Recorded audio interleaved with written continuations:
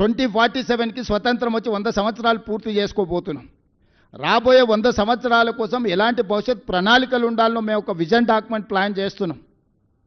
ఈరోజు మెట్రో విస్తరణకు 43,000 కోట్ల రూపాయల ప్రణాళికలతో కేంద్ర ప్రభుత్వానికి మేము ఇచ్చినాం.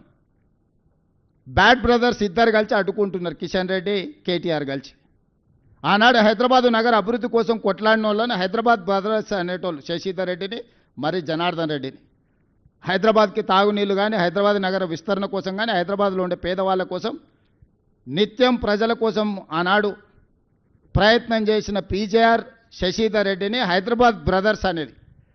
ఈరోజు అభివృద్ధిని అడ్డుకుంటున్న కిషన్ రెడ్డిని కేటీఆర్ను ఈ నగరవాసులు బ్యాడ్ బ్రదర్స్ అని అంటున్నారు. ఈ బ్యాడ్ బ్రదర్స్ ఇద్దరు మెట్రో విస్తరణను అడ్డుకుంటున్నారు, మూసి ప్రక్షాళనను అడ్డుకుంటున్నారు, రీజనల్ రింగ్ రోడ్డును అడ్డుకుంటున్నారు, ఫ్యూచర్ సిటీని అడ్డుకుంటున్నారు. మేము ఈరోజు గోదావరి జలాలు 20 టీఎంసీలు నగరానికి తేవాలంటే వాటిని అడ్డుకుంటారు. హైదరాబాద్లో కట్టాలనుకున్న ఫ్లైఓవర్లు కానీ, అండర్ పాస్లు కానీ, ఎలివేటెడ్ కారిడార్లను అడ్డుకుంటారు. ఈనాడు 30 సంవత్సరాల నుంచి పెండింగ్ ఉన్న కంటోన్మెంట్ నుంచి షామీర్పేటకు కావాల్సిన ఎలివేటెడ్ కారిడార్, కంటోన్మెంట్ నుంచి మేడ్చల్కు వెళ్లాల్సిన ఎలివేటెడ్ కారిడార్లు ఇవాళ మేము తెచ్చి 5,000 కోట్ల రూపాయలతో పనులను ప్రారంభించినాం. కొన్ని దశాబ్దాల కోరిక మొత్తం ఉత్తర తెలంగాణ మొత్తం ఈ 2 ఎలివేటెడ్ కారిడార్ల మీదనే ఆధారపడ్డది. హైదరాబాదు నగరం మొత్తం అటువైపు విస్తరించింది. ఇవాళ 1 కోటి జనాభా ఉంటే 50 లక్షల జనాభా ఆ పక్కనే ఉంది నగరంలో. కరీంనగర్, ఆదిలాబాద్ నుంచి మొదలు పెడితే ఉత్తర తెలంగాణ మొత్తం ఆ 2 ఎలివేటెడ్ కారిడార్ల మీద ఉంది.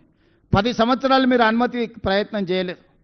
కేవలం సచివాలయం కోసం ఆర్మీ ల్యాండ్ని 50 ఎకరాలు ఇవ్వలేదని వాళ్ళతో పంచాయతీ పెట్టుకొని పక్కన పెడితే వచ్చిన 100 రోజుల్లోనే ఆ సమస్యను పరిష్కరించి ఈరోజు ఆ ఎలివేటెడ్ కారిడార్లకి ఈరోజు ప్రణాళికలు వేసి మేము ముందుకు వెళ్తున్నాం. బేగంపేట ఎయిర్పోర్ట్ మధ్యలో నుంచి అండర్ టనెల్ ఈరోజు రోడ్లకు అనుమతులు తీసుకొచ్చిన నేను. ఇవాళ వరంగల్ ఎయిర్పోర్ట్కి అనుమతి తెచ్చినాం, ఆదిలాబాద్ ఎయిర్పోర్ట్కి అనుమతి తీసుకొచ్చినాం.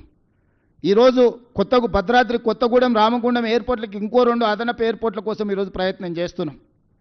ఈరోజు తెలంగాణ రాష్ట్రానికి పోర్టు లేకపోవడం వల్ల ఈవీ ఇండస్ట్రియల్ డెవలప్మెంట్ ఆగిపోతే కేంద్ర ప్రభుత్వాన్ని, ఆంధ్రప్రదేశ్ ప్రభుత్వాన్ని ఒప్పించి మచిలీపట్నానికి greenfield national highway 12 lanes road వేసి ఈరోజు మనకు పోర్టు లేని లోటును తీర్చి మచిలీపట్నం పోర్టు నిజాం కాలంలో ఉన్న పోర్టుకి ఈరోజు మనం అనుసంధానం చేస్తున్నాం. ఈరోజు రేడియల్ రోడ్స్ వేస్తున్నాం.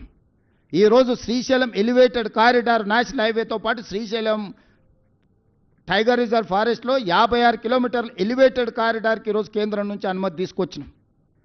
ఈరోజు హైదరాబాద్ ఎయిర్పోర్ట్ నుంచి కొడంగల్కి డెడికేటెడ్ హైవే వేస్తున్నాం.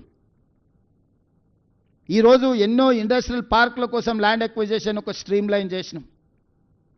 ఎన్ని జీసీసీ కంపెనీలను తెచ్చినామంటే నేను ఛాలెంజ్ చేస్తున్నా, ఫార్చ్యూన్ 500లో ఇలా 70% జీసీసీ కంపెనీలు ఇండియాకు వచ్చిన దాంట్లో ఓన్లీ హైదరాబాద్ నగరానికి కాంగ్రెస్ పార్టీ అధికారంలోకి వచ్చిన తర్వాత తీసుకొచ్చినాం.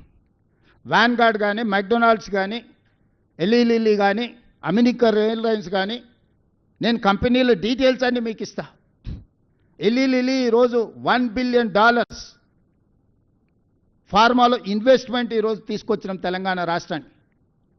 ఈ 2 సంవత్సరాలల్లో మొదటి 6 నెలలు మేము ప్రభుత్వం ఏర్పాటు చేసిన తర్వాత 6 నెలలు పార్లమెంట్ ఎన్నికల్లోనే కాలం గడిచిపోయింది.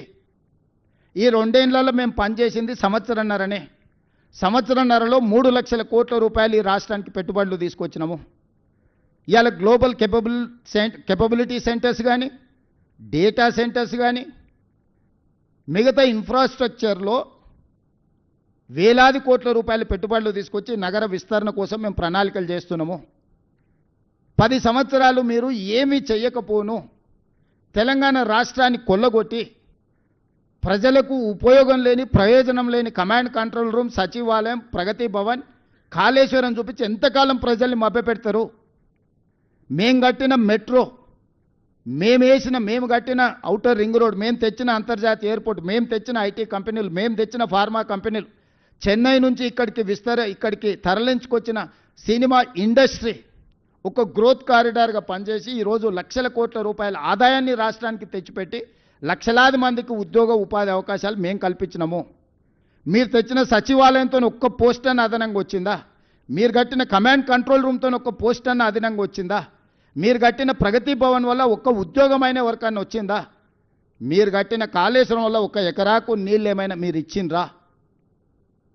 లక్షల కోట్ల రూపాయలు కాంట్రాక్టర్లకు ఇచ్చి కమిషన్లు కొల్లగొట్టడానికి మీకు ఉపయోగపడ్డాయి. కానీ మీరు మాత్రం ఆగర్భ శ్రీమంతులైనరు. హరీష్ రావుకు మోయినాబాద్లో ఫామ్ హౌస్ వస్తుంది, కేటీఆర్కు జన్వాడలో 100 ఎకరాల ఫామ్ హౌస్ వస్తుంది, కేసీఆర్కు గజ్వేల్లో 100 ఎకరాల ఫామ్ హౌస్లు 1000 ఎకరాల ఫామ్ హౌస్ వస్తుంది. మీకు టీవీలు వస్తాయి, మీకు పేపర్లు వస్తాయి, మీకు పెట్టుబడులు వస్తాయి, మీకు వ్యాపారాలు వస్తాయి. మీరు విలాసవంతమైన జీవితాన్ని అనుభవిస్తారు. తెలంగాణ యువతకు మీరు ఉద్యోగాలు ఇచ్చిండ్రా?